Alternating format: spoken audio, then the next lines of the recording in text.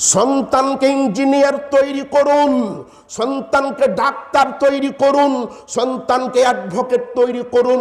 সব কিছু তৈরি করার পূর্বে সন্তানকে দ্বীনি শিক্ষা দেওয়ার চেষ্টা করুন, কোরআন শিক্ষা দেওয়ার চেষ্টা করুন।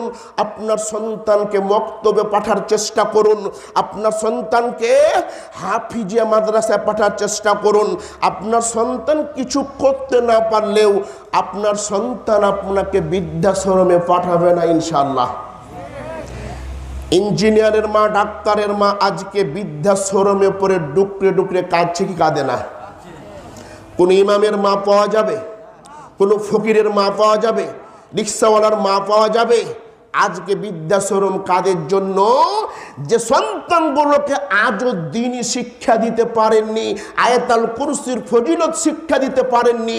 এই সন্তানের কারণে একদিন আপনাকে বৃদ্ধাশ্রমে পড়ে ডুকরে ডুকরে কাঁদতে হবে। কথা বলেন ঠিক না ঠিক?